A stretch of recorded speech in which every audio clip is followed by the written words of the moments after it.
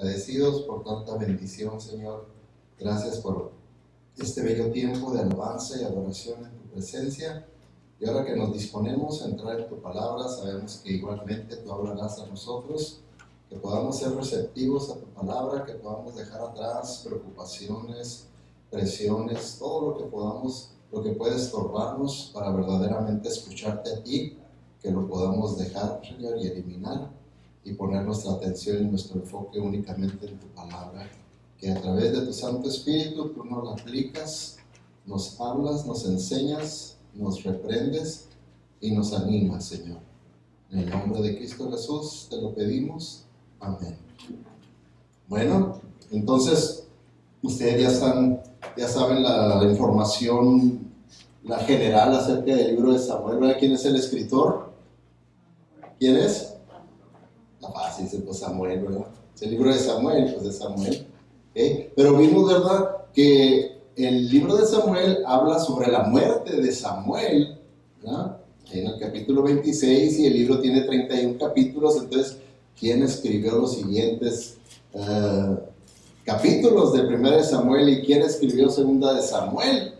Porque originalmente era un solo volumen, el libro de Samuel era un solo volumen, pero por cuestión de practicalidad lo dividieron en 1 y 2 de Samuel. Pero sí, ¿verdad?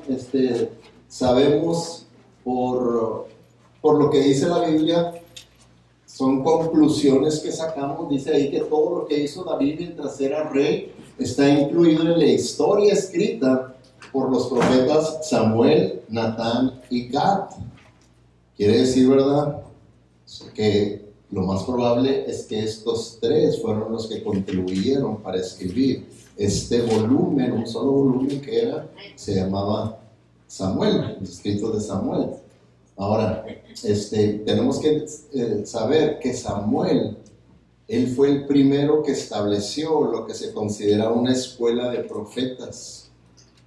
Ahora, tal vez siempre tenemos un concepto reducido de la palabra profeta, si creemos que un profeta es una persona que nomás está profetizando el futuro, que está nomás diciendo lo que va a pasar en el futuro. Pero pues eso era lo mínimo del ministerio de un profeta. Lo principal y lo mayor de un profeta es lo que la misma palabra significa. La palabra profeta es una palabra griega, profeimi, que quiere decir proclamar la palabra. Entonces, al establecer Samuel la escuela de profetas, es el equivalente a nuestros días de abrir un seminario teológico, donde iban personas que estaban interesadas en aprender la palabra de Dios, aunque no fueran a ser sacerdotes, pero estuvieran interesados por aprender la palabra de Dios, que fue algo que yo me sorprendí cuando fui al seminario. La gran mayoría de los estudiantes que estaban en el seminario no iban para ser pastores, nomás querían aprender más profundamente la palabra de Dios, y éramos unos cuantos los equivocados. Todavía no haber sido sin dormido, ¿no? Pero bueno. Entonces, y dice aquí, ¿verdad?, que Samuel, dice la Biblia, que tenía esa escuela de profetas, y ahí es donde se cree que Natán y Gad eran discípulos de Samuel, y ellos continuaron con el registro de la historia. ¿Okay? Ellos lo continuaron. Entonces, ¿se acuerdan también cuando se escribió este libro? Fíjense que ya no son 4 números, ya nomás son 3, ¿verdad? Se va reduciendo la numeración. ¿Por qué se va reduciendo la numeración? Porque así es, antes de Cristo se va reduciendo la numeración hasta llegar a 0. Y luego de Cristo para acá empieza a crecer la numeración, por eso estamos en el 2020 y 2021. Entonces ahorita, conforme vamos avanzando históricamente, en realidad la fecha se va reduciendo y reduciendo, acercándose al año 0, a la venida de Cristo. Entonces esto ya fue en el 931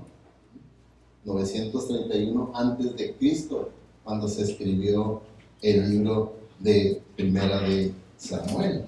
¿Okay?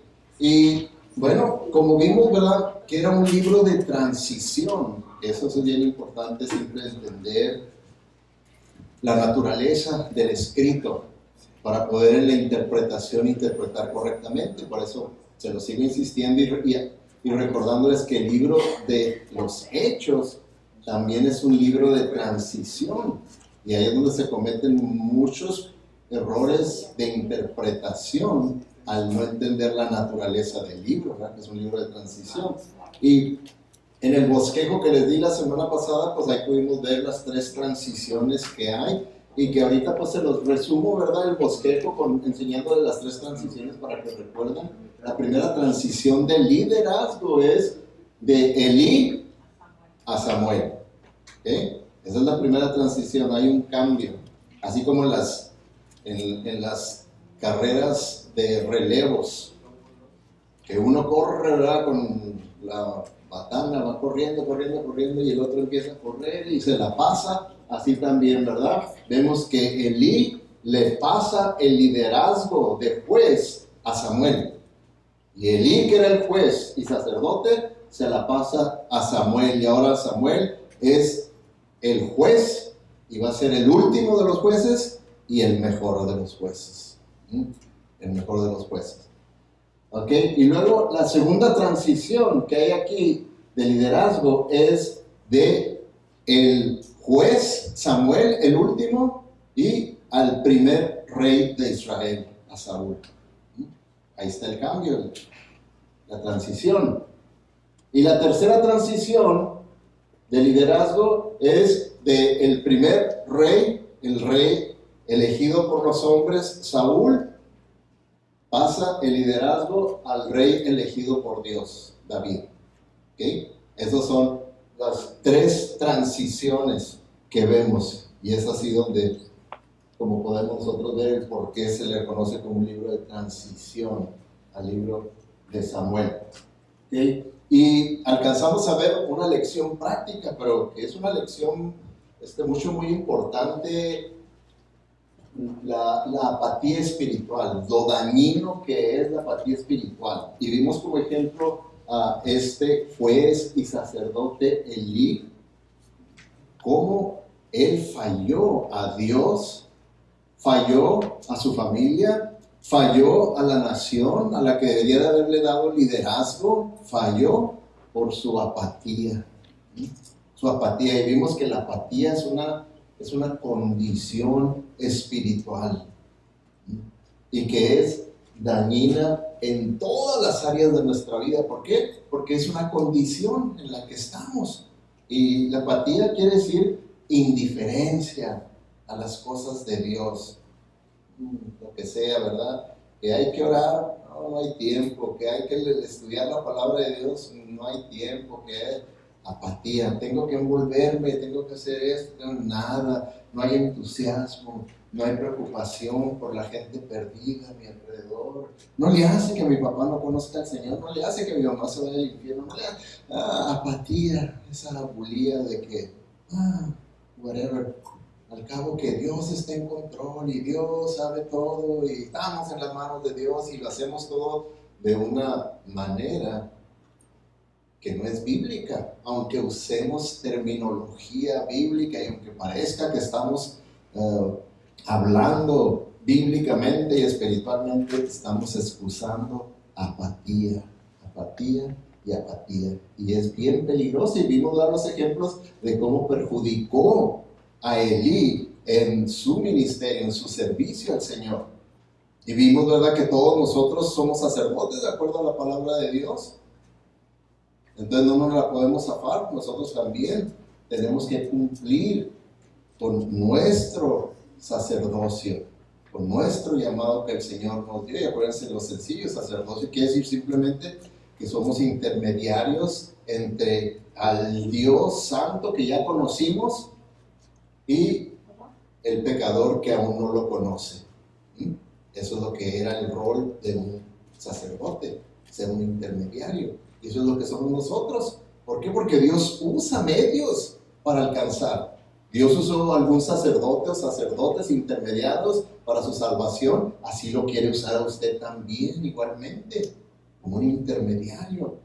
¿Okay? Y también vimos que es dañino para nuestra vida familiar. Vimos cómo afectó a sus hijos, el mal ejemplo del padre. Aunque también, ¿verdad?, aprendimos que no es una regla decir, si los padres son impíos, los hijos van a ser impíos, ¿no?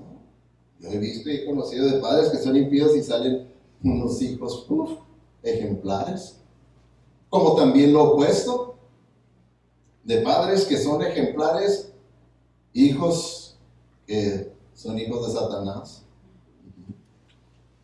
Entonces, no hay una regla, pero sí aprendimos también que no debemos de excusar eso para no hacer lo que debemos de hacer verdaderamente, espiritualmente, y nosotros procurar dar el mejor posible ejemplo a nuestros hijos, para que si nuestros hijos se descarrían y no siguen los caminos del Señor, de perdida mi conciencia esté limpia, de que yo no fui el que les di un mal ejemplo. No les di un mal ejemplo, al contrario, les di un buen ejemplo. Ellos nunca me vieron decir malas palabras, no me vieron tomar, no me vieron fumar, no me vieron hacer esto, no me vieron hacer lo otro. Y si ellos lo andan haciendo, no pueden decir, tú lo haces, papá, tú lo haces, mamá. No van a poder decirlo. ¿Por qué? Porque nosotros nos mantuvimos así como Samuel, con ese voto de Nazareo, de que voy a permanecer completamente bajo el servicio del Señor. Entonces, vimos, ¿verdad?, esto. Ahora una nueva lección. Una nueva lección que vamos a ver es, aquí viene para las mujeres. Dicen las mujeres, ¿y por qué no más a nosotros? Pues así es como el Señor quiere, ¿verdad? Pero no se preocupen, porque luego viene también para el hombre. Esfuérzate por ser una gran mujer de Dios, ¿ok? Esfuérzate. Ahora, ustedes conocen esta cita y ustedes la van a terminar. Detrás de cada gran hombre hay una... Ok, sí se la saben, ¿verdad? Bueno, hay otras versiones que son parecidas a esta. Déjenme les enseñar una que encontré, se me hizo cómica. Detrás de uno que se cree gran hombre hay una mujer haciendo un guiño de ojos.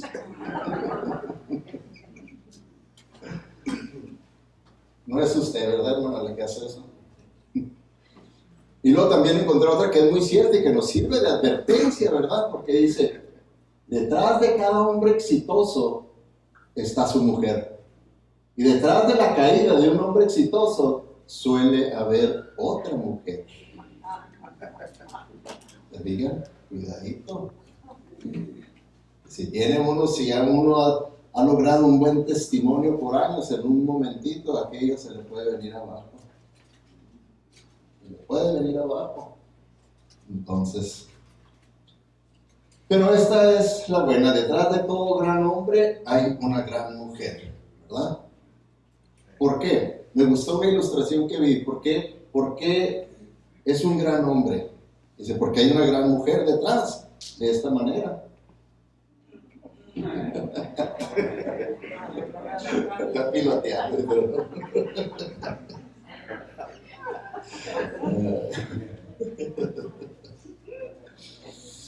¿Será cierto, hermanos? ¿Habrá piloteo, como dice el hermano? Especialmente en el área espiritual.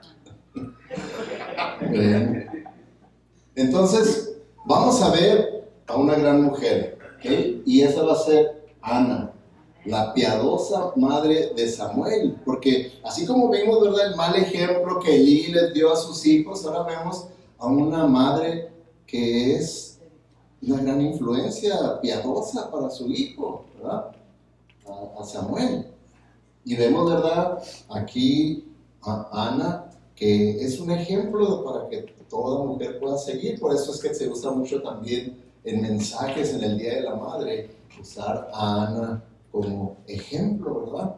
Porque, fíjense, vemos ahí dentro de lo que es la piedad quiere decir la espiritualidad, y la espiritualidad verdadera pues viene de la verdad de la palabra de Dios, ¿verdad?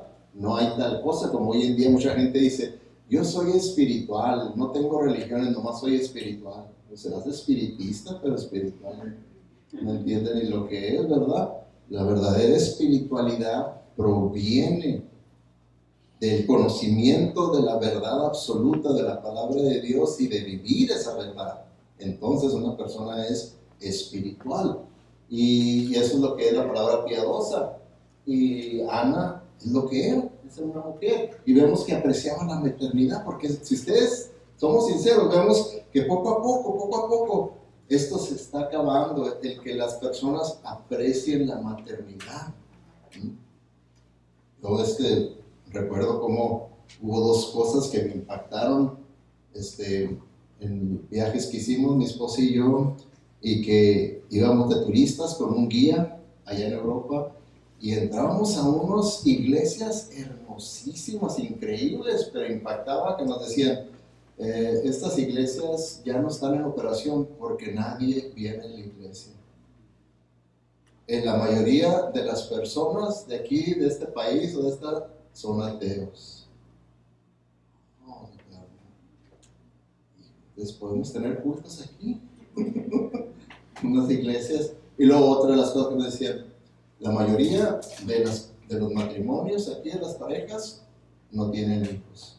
Si mucho, tienen uno. Si mucho. ¿Por qué, hermanos? Porque cuando una persona cambia su sistema de ver la vida, sus valores, entonces cambia la manera en cómo ve la maternidad. La maternidad, tener hijos, lo ven como un estorbo para sus planes, para su vida, para lo que quieren lograr. Egoístamente dicen, no, me van a estorbar. Y yo no quiero estorbos, yo quiero progresar, yo quiero hacer lo que yo quiera a la hora que quiera. Y los hijos se ven como un estorbo. Pero eso es porque han cambiado sus valores. Por eso la mayoría son ateos. Y entonces ve uno la diferencia en la cultura, en los valores. A cuando uno verdaderamente ve a una cultura que todavía le prevalecen valores cristianos, bíblicos, tradicionales, donde se aprecia la maternidad, donde se aprecian los hijos. Yo ando culeco, ¿verdad? Con mi nieto. Ustedes vieron las fotos, ¿verdad? Ahorita, así como vieron, ahorita se parece más a su abuelita, Liz, pero ya que se componga se va a parecer a mí, ¿verdad?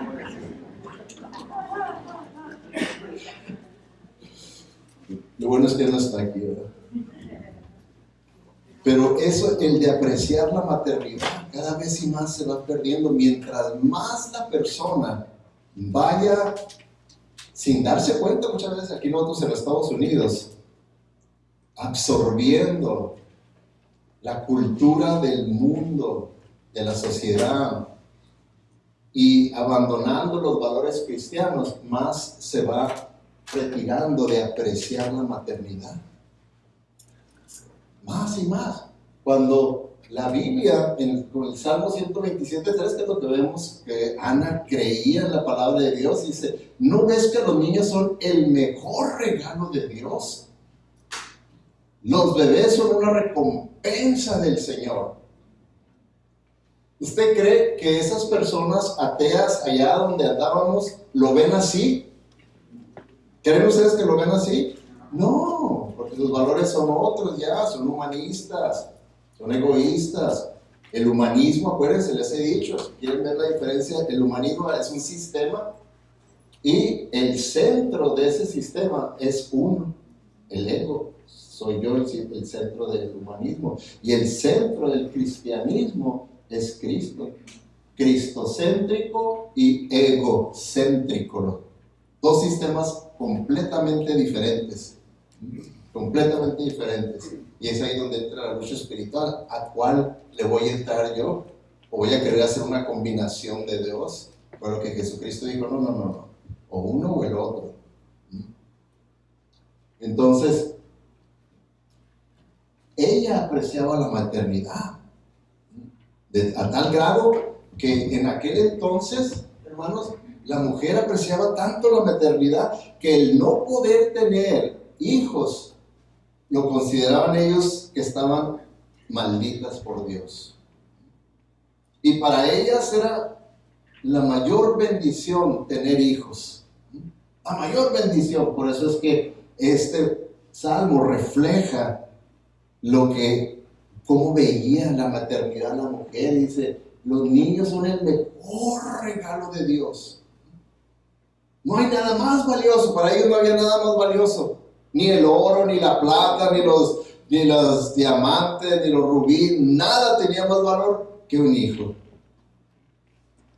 Y sin embargo, hoy en día, como les digo, en este otro sistema, son un estorbo y lo más valioso es el dinero, poder salir y tener viajes a la hora que yo quiera, hacer lo que yo quiera, dormir a la hora que yo quiera, todo lo que yo quiera, sin estorbo.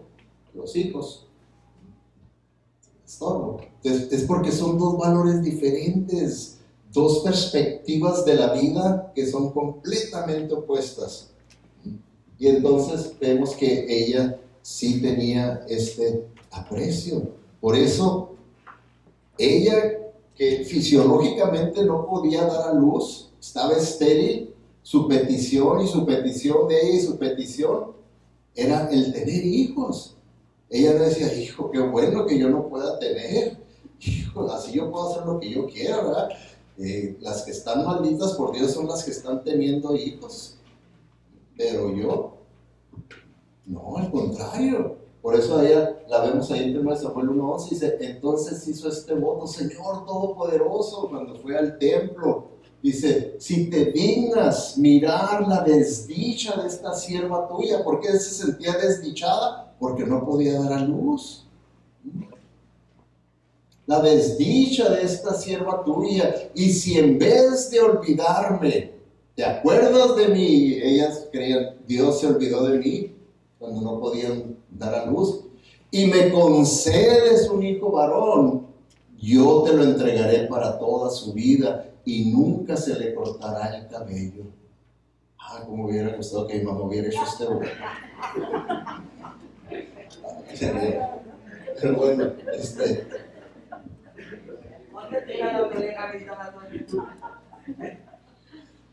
pero si se fijan ustedes la mentalidad de esta mujer, el grado de espiritualidad, ella no quiere caer en el error de Elí, que Elí protegía a sus hijos. ¿Y qué le dijo el Señor a Elí? Elí, tú pones a tus hijos primero que a mí.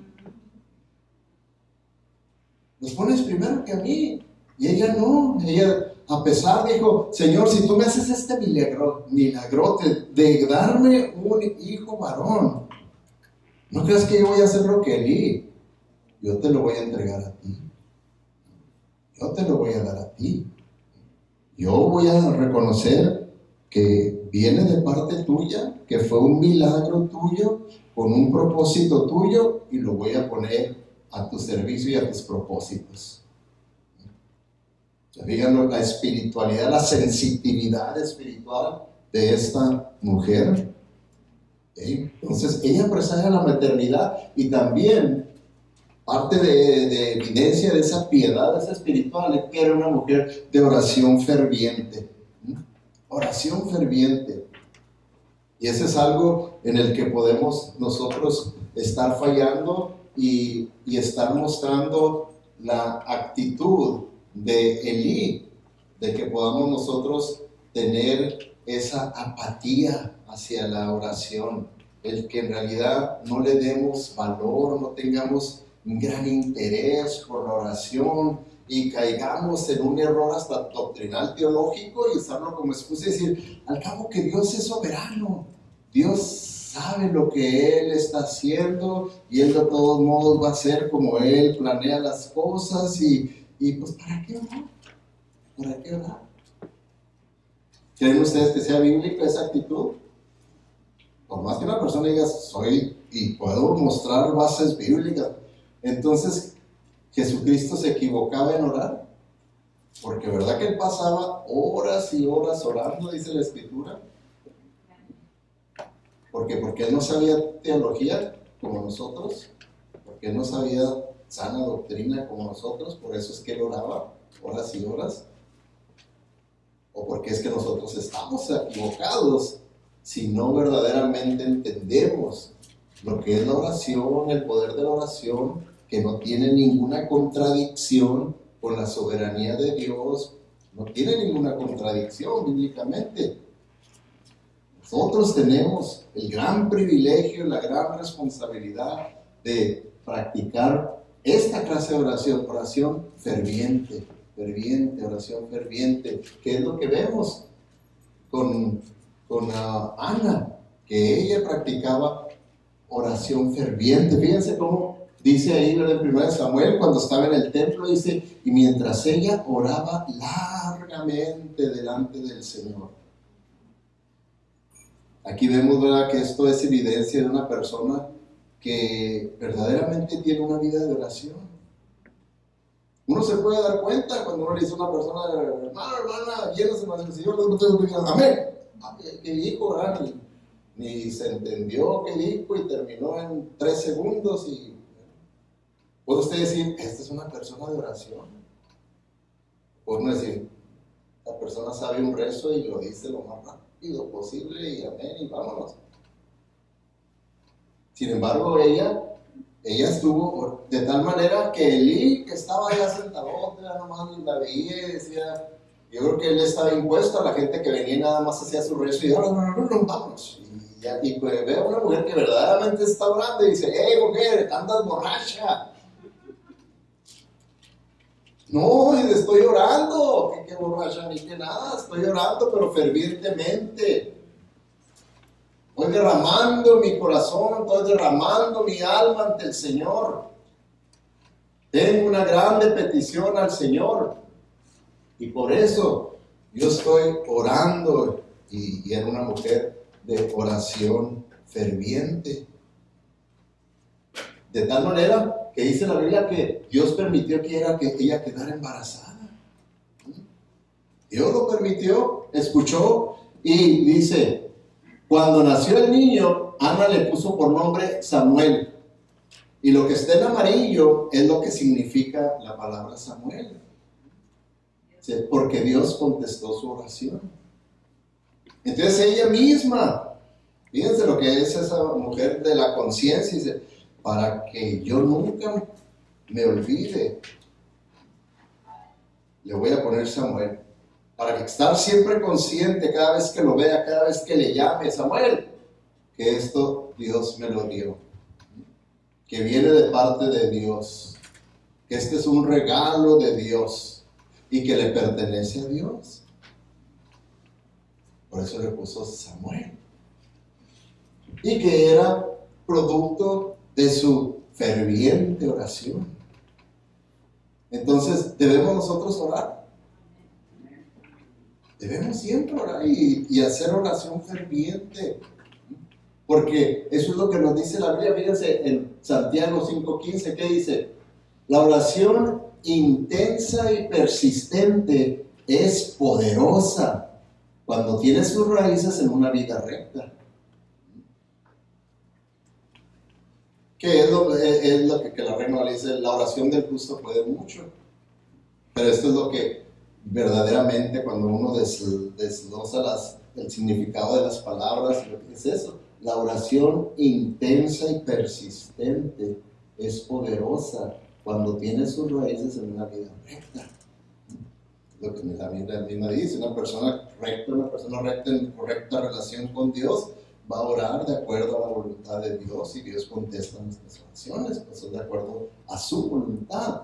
Entonces, pero es una oración intensa y persistente en la que nosotros debemos de creer que Dios escucha y Dios puede contestar nuestras oraciones y no nomás decir, oh no, al cabo, si Dios quiere hacerlo, lo va a hacer y si no quiere, pues no lo va a hacer, ¿para qué oro? Jesucristo nunca tuvo esa actitud, los profetas no tuvieron esa actitud, los apóstoles no tuvieron esa actitud. Siempre vemos oración intensa, persistente. Por eso es que la Biblia nos dice, orad sin cesar. Quiere decir que así seamos nosotros, intensos y persistentes. No quiere decir por eso que el Señor va a contestarnos inmediatamente, pero eso es lo que quiere decir, que nosotros seguimos creyendo y orando y el Señor sabrá cuándo y cómo va a contestar nuestra oración. Ahí es donde ya entra verdaderamente el creer en la soberanía de Dios, que Dios está en control de todo y que Él sabe todo y Él sabrá cuándo y cómo va a contestar nuestra oración. Ahí es donde entra, pero no en la apatía. No en la apatía, ahí sí no, esa no es la soberanía de Dios. La apatía nunca ha sido la voluntad de Dios. Entonces, vemos, ¿verdad?, a Ana, una mujer piadosa, la madre de Samuel. La vemos nosotros, ¿verdad?, que apreciaba la maternidad. Era una mujer de oración ferviente y persistente. Y también ella era una mujer de palabra.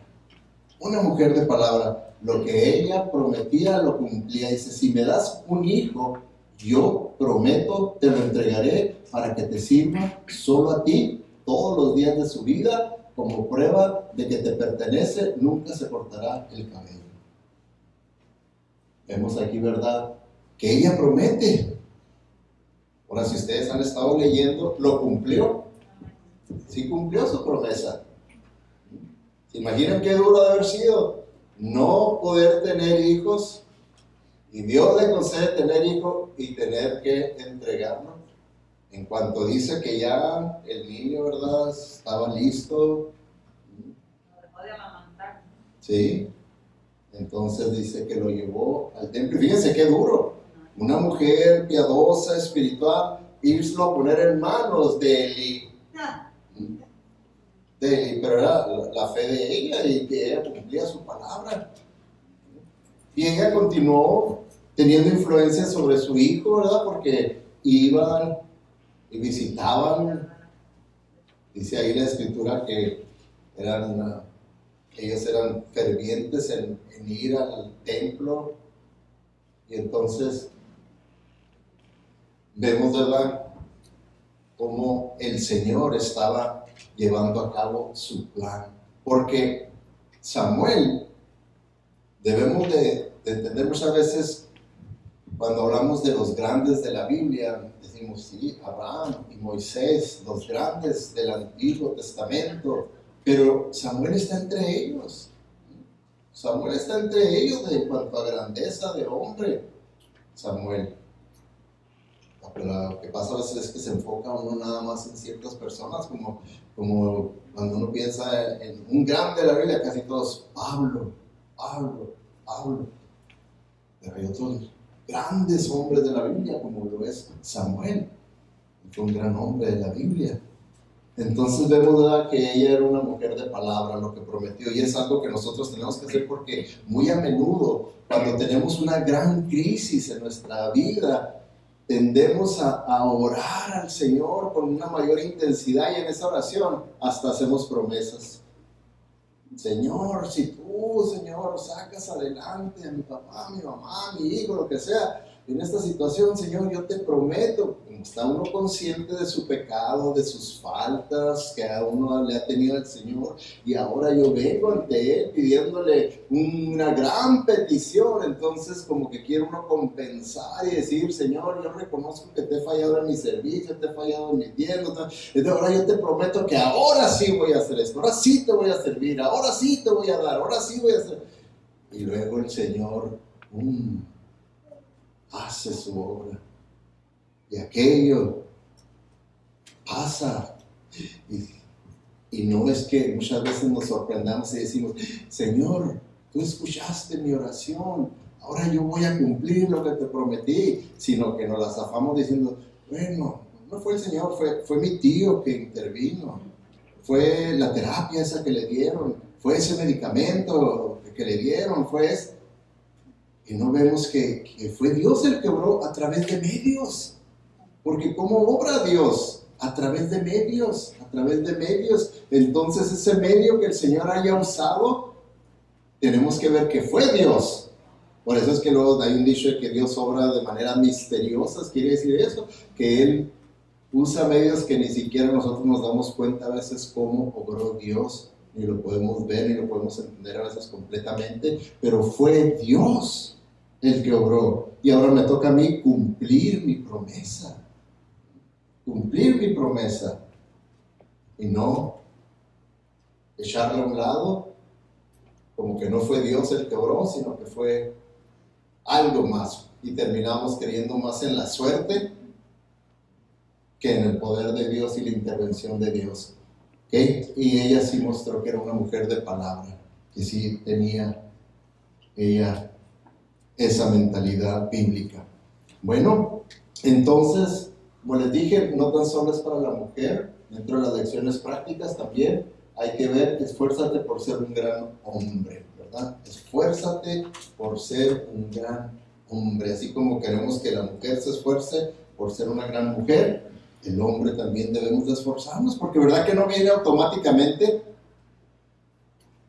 ¿Creen ustedes que la grandeza venga automáticamente o que venga por accidente? No, es un trabajo, se tiene uno que esforzar por llegar a ser un gran hombre, una gran mujer de Dios. Se tiene uno que esforzar, no es automático, ni tampoco hay tal cosa de que por suerte. Oh, por suerte es una gran mujer, por suerte es un gran hombre. No por suerte ni que nada. No hay tal cosa. Entonces, aquí, ¿verdad? Tenemos que considerar qué hace que una persona sea realmente grande. Porque vamos a usar para nosotros los hombres como ejemplo a Samuel. Samuel fue un gran hombre de Dios. Y siempre tenemos que ver a esos grandes hombres de Dios como ejemplos a seguir nosotros, no nomás a estudiar.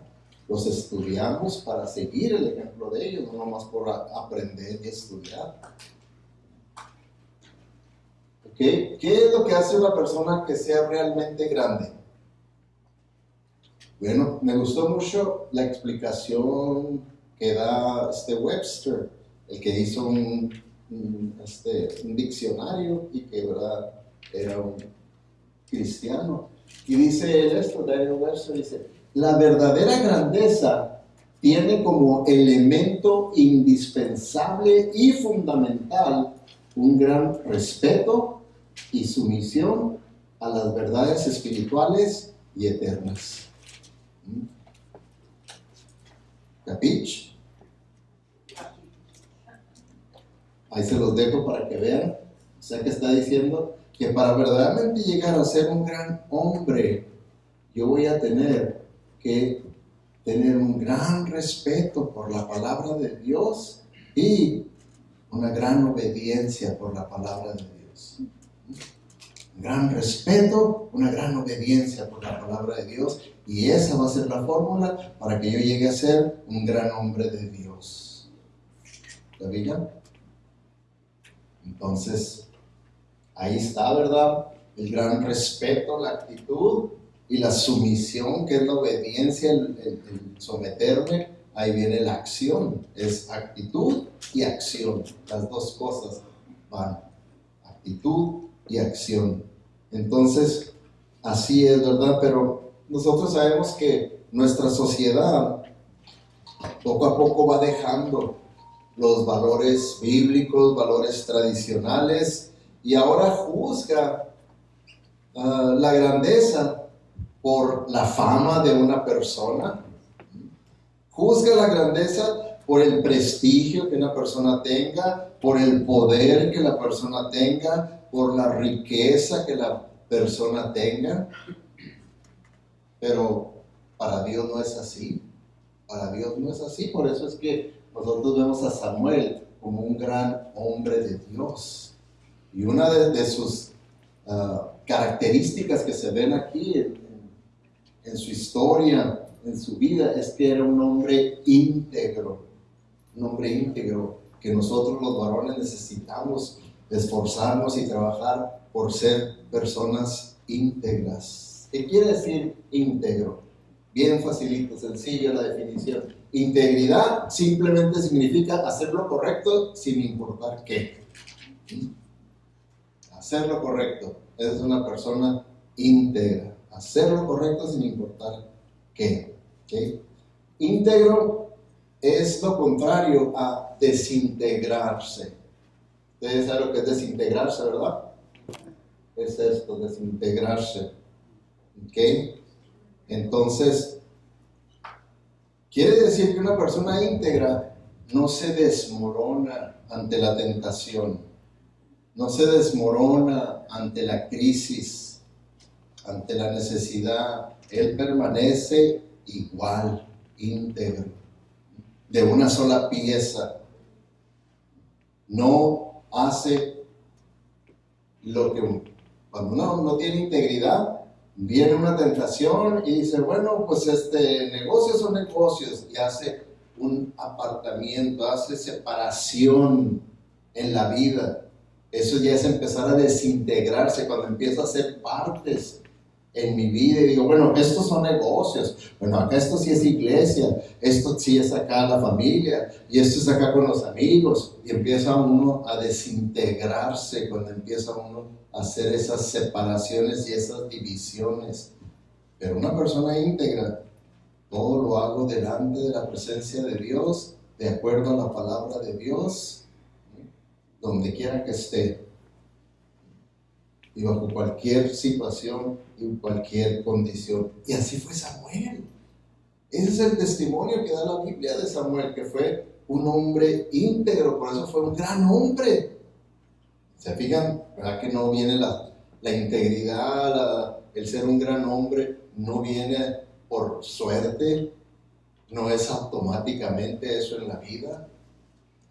Es de una lucha espiritual constantemente, diaria, ante las tentaciones que vienen en la vida, el que yo tenga que estar trabajando en mantenerme íntegro, me tengo que estar manteniendo. ¿Por qué? Porque dice la Biblia, es mejor ser pobre y portarse con integridad que ser rico y andar por el mal camino. Pero muchas veces, ¿verdad? Por eso pone este contraste, que el libro de Proverbios es un libro de contrastes, de comparaciones, porque siempre han sido las riquezas lo que puede hacer a una persona que se desintegre, que por dinero baje estándar bíblico por el dinero. ¿Verdad que sigue pasando eso? Por el dinero las personas pueden decir, bueno, pero pues es que este es un negocio, porque esta es una gran oportunidad, pero no es ético, no es moral eso. No seas tan legalista.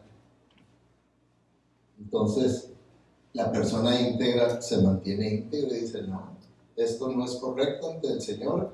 ¿Lo haría Cristo esto? Si Cristo no lo haría, yo no lo voy a hacer. Yo no lo voy a hacer si Cristo no lo haría. ¿Okay? Entonces, las personas con buenas intenciones hacen promesas, pero la persona con integridad cumple las promesas. No nomás las hace, sino que las cumple. Porque la integridad es hacer lo correcto, no lo fácil. Muchas veces lo más fácil es hacer lo más fácil, ¿verdad? Y no lo correcto. Muchas veces lo correcto es lo más difícil. Lo correcto es lo que requiera más sacrificio. Lo correcto muchas veces es lo que requiere negarme a mí mismo, ¿verdad? Pero la persona íntegra hace lo que es lo correcto, no lo que es más fácil ni lo que me conviene. La integridad es asegurarse de que las cosas que uno hace y las cosas que uno dice están en armonía, están de acuerdo. Lo que yo digo, eso es lo que yo vivo. Así lo que yo creo de la palabra de Dios, así es como yo camino en la vida. Esa es la integridad. El éxito sin integridad no es nada. En realidad es un fracaso. En realidad es un fracaso. Por eso, Samuel, porque como hemos visto, ¿verdad? Ahí en 1 Samuel ya se presenta la muerte de Samuel. Y antes de que Samuel muriera, él junta al pueblo y se dirige a ellos. Y ahí al dirigirse a ellos, esta es parte de lo que él les dice. Les dice, aquí me tienen. Si me he apropiado del buey o del asno de alguien, o si he oprimido o maltratado a alguno, o si me he dejado sobornar, pueden acusarme ante el Señor y ante el Rey que Él ha escogido, y yo pagaré lo que deba. Y miren cómo respondió el pueblo, dice: nunca nos has oprimido ni maltratado, ni te has dejado sobornar, dijeron ellos. ¿Tenía un buen testimonio? Por su integridad. Por su integridad de que él siempre hizo lo correcto, sin importar qué. Y por eso es que tiene un buen testimonio. Así nosotros los hombres tenemos que procurar, como Samuel, tener nuestro buen testimonio y no dejarnos bajar los estándares bíblicos por conveniencias económicas, conveniencias de placer, conveniencias de... Hay tantas conveniencias que hoy en día pueden presentarse y hacernos que estemos queriendo combinar un estilo de vida que en realidad es un estilo de vida ateo y uno cristiano. A veces hago decisiones como que no creo en Dios, y luego hago decisiones como yo sí creo en Dios. Andamos así, así, así. Y la Biblia dice: no, sé íntegro. Haz lo correcto y punto. Cueste lo que cueste. Haz lo correcto. Así lo hizo Samuel, y fue como él llegó a ser un hombre de Dios. Lo que él enseñó, eso vivía. Lo que él decía, eso vivía. Y así también nosotros. ¿Okay? También vemos, ¿verdad? Oh, ¿comprende?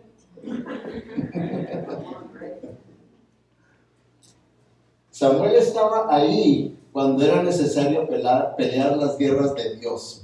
Acuérdense que él era el juez de Israel, el último y el mejor de los jueces de Israel. Entonces, estaba bajo su responsabilidad el cuidar a la nación, porque estaba constantemente siendo atacada por los filisteos, y los filisteos ya tenían control sobre ellos de tal manera que los tenían oprimidos al pueblo de Israel con impuestos y de muchas cosas. Y a Elías no le importaba nada. Él decía: estamos en las manos de Dios y Dios hará lo que Él quiera con nosotros, ¿verdad? Esa era su excusa. Pero Samuel no. Samuel entendía que hay que orar, hay que confiar en las promesas de Dios, y el Señor nos prometió que Él iba a vencer a nuestros enemigos para podernos establecer aquí en la tierra prometida. ¿No lo hemos estado viendo eso en los libros pasados? Entonces él creía en la palabra de Dios, pero entonces él veía que esto era una guerra espiritual, que no iba a ser una guerra bélica de ejércitos, sino que esto era una guerra espiritual. Y como un hombre espiritual que era él, un líder piadoso espiritual, sabía que él tenía que comenzar esa guerra espiritual en los corazones de las personas. Es como nosotros ahorita. ¿Acaso no es una guerra espiritual la que tenemos con la condición social, no tan solo aquí en California, pero en toda la nación? Pero aquí es uno de los focos más peores por ser más liberal este estado. ¿No creen ustedes que esta sea una guerra espiritual? Si es una guerra espiritual, tenemos que verlo así. ¿Y dónde debe de comenzar? En nuestros corazones. Ahí es donde debe de comenzar, en nuestros corazones. Y así fue como Samuel lo hizo. Una vez que entró él ya como juez, dice: entonces Samuel le dijo a todo el pueblo de Israel: si de todo corazón desean volver al Señor, desháganse de sus dioses ajenos y de las imágenes de Astoret. Dediquen su corazón, se fijan su enfoque en el corazón, dediquen su corazón al Señor y obedézcanlo solamente a Él. ¿Se fijan? No está diciéndoles como muchas gentes quieren hacer, ¿verdad? Oh sí, a Jesucristo, pero también a la Virgen, y también al santo fulano, y a este otro santo, y tener, eso es tipo de idolatría de lo que condenaba la Biblia. Y por eso era como en lo que habían caído el pueblo de Israel, en esa clase de idolatría, de tener diferentes personas dizque dioses en los que podían confiar para que les hicieran algún bien. Dice, dediquen su corazón al Señor y obedézcanlo solamente a Él. Solamente a Él. Entonces, Él los rescatará de los filisteos. Versículo 4. Así que los israelitas se deshicieron de todas sus imágenes de Baal y de Astoret y adoraron únicamente al Señor. ¿Y qué fue el resultado? Los filisteos fueron derrotados y no volvieron a invadir el territorio israelita. Y mientras Samuel vivió, el Señor estuvo contra los filisteos. ¡Wow! ¿Qué diferencia puede hacer un hombre de Dios? ¿Qué diferencia? Grande diferencia que hizo. Aquí lo vemos, ¿verdad?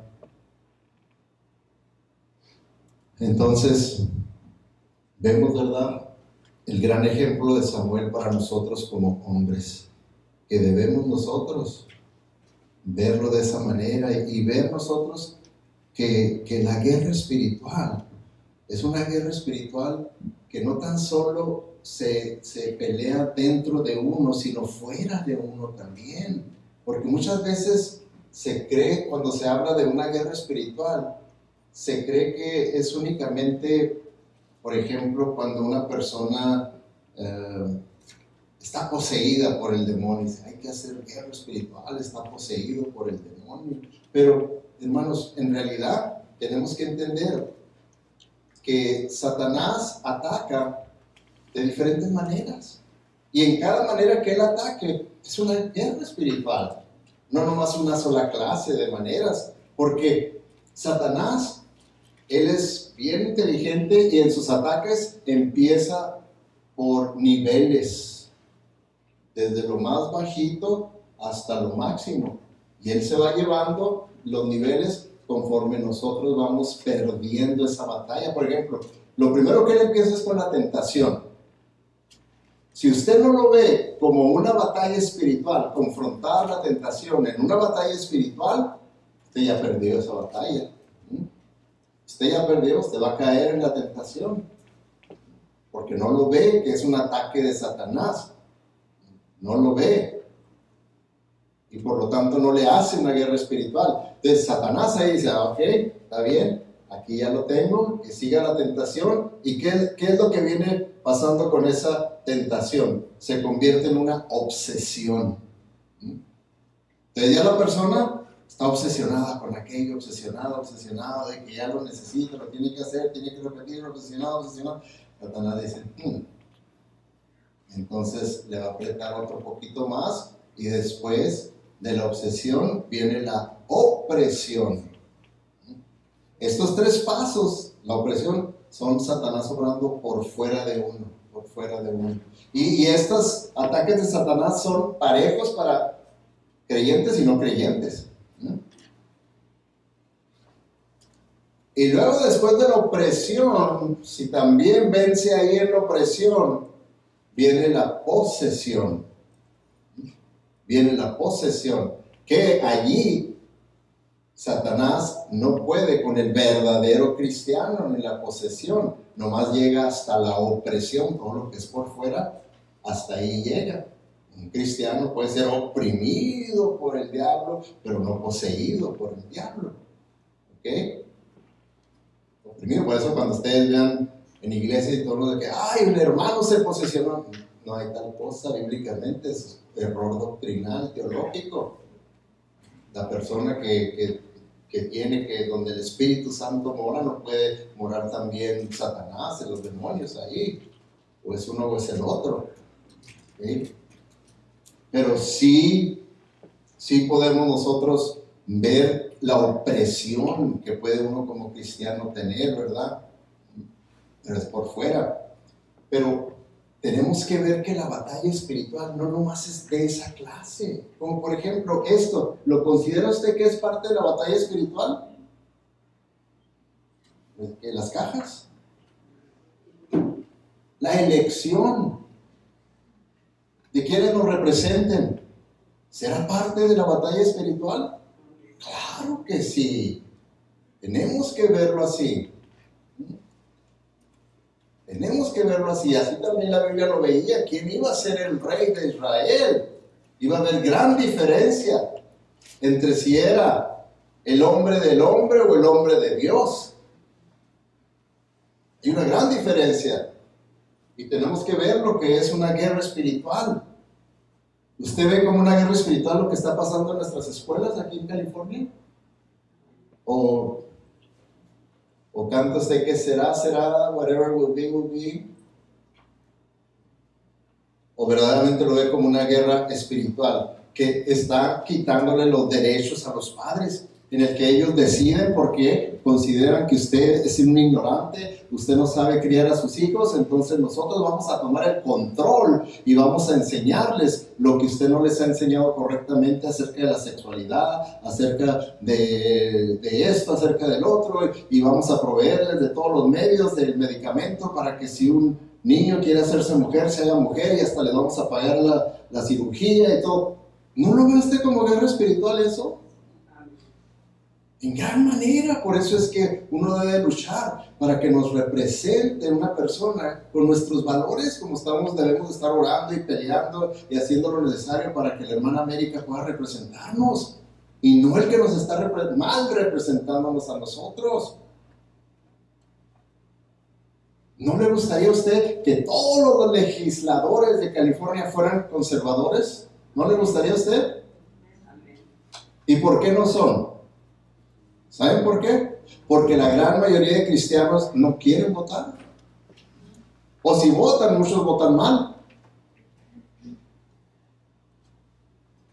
Entonces es guerra espiritual, hermanos. Tenemos que verlo así. Votan mal. Me he encontrado con personas que son cristianos y sin embargo votan por un liberal. Y digo, ¿entonces tú crees esto? No. ¿Tú crees esto? No. ¿Tú crees esto? No. Pues esa persona por quien votaste cree por todo eso y va a promover todo eso. Y tú dices que no crees en eso. Entonces, ¿por qué le das el voto a ese? Oh, porque aquel no me cae bien. Ah, bueno. Pues, no te quejes después cuando este cochinero sigue empeorando y que terminemos como Sodoma y Gomorra. ¿Y cómo terminó Sodoma y Gomorra? En fuego, ¿verdad? Un día de esos incendios van a terminar con todo California, no lo dudo, como Sodoma y Gomorra. Entonces, tenemos que ver las guerras espirituales, cómo el gobierno, el Estado, quiere tomar control de nuestros hijos. Cuando nosotros somos los que debemos de tener el control, la misma Constitución nos da a nosotros el derecho de controlar eso. ¿Por qué creen que ahora también el gobierno de aquí de California está ya también debilitando las escuelas charter school?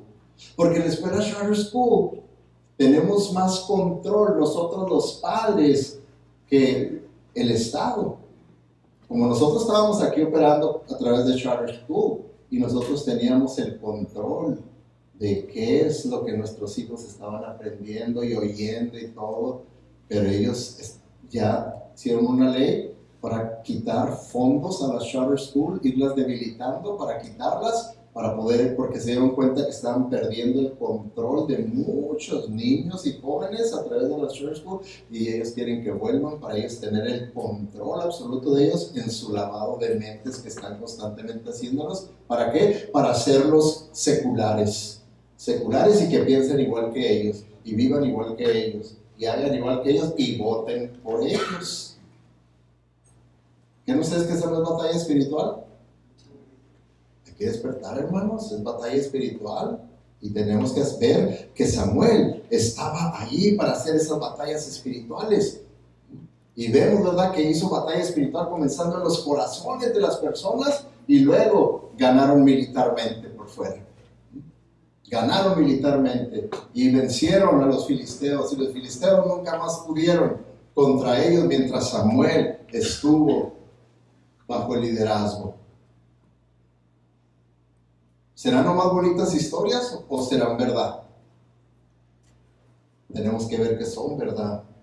Entonces, es por eso que nosotros tenemos que pelear para que haya la elección de escuela.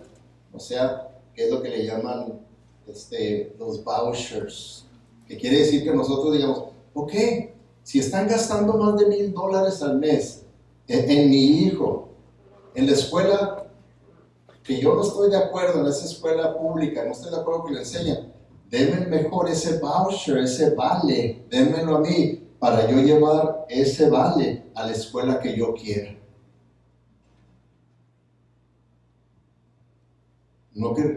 ¿Por qué no han hecho eso?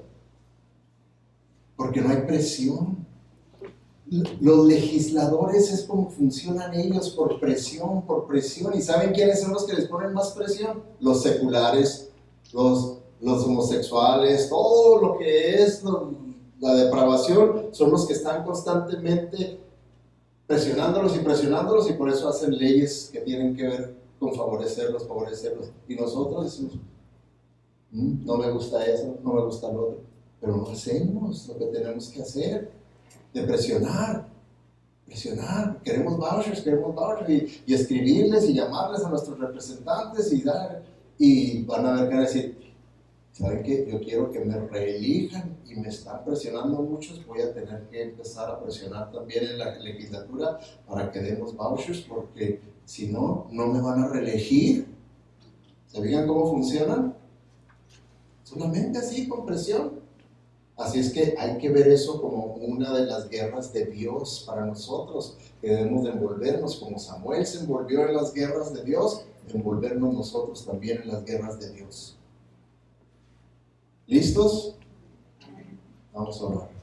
Padre Celestial, te damos gracias, Señor, por el gran amor, Señor, que tú nos tienes, a pesar, Señor, de que nosotros no somos recíprocos, no tenemos ese gran amor a ti, Señor, que el que tú tienes por nosotros. Ayúdanos, Señor, a que verdaderamente permitamos tu palabra que haga cambios en nuestra vida. Tú eres el que nos has hablado individualmente a cada uno de nosotros y tú estás pidiendo cambios que son diferentes para cada uno de nosotros, que seamos sinceros, reconociendo nuestras faltas y que seamos obedientes, que podamos confiar, que si estamos nosotros dispuestos a obedecerte, tú siempre estás dispuesto a darnos de tu poder, de tu sabiduría, de todo lo que es necesario para ser más que vencedores. Vemos ese ejemplo en el pueblo de Israel, que cuando hubo un cambio en el corazón de ellos, tú pudiste actuar a favor de ellos. Que así también nosotros, Señor, podamos tener cambios a nivel de corazón para que podamos ver cambios a nivel de sociedad. En el nombre de Cristo Jesús, te damos las gracias porque sabemos que tú escuchas nuestras oraciones y te lo pedimos todo para tu honra y tu gloria. Amén.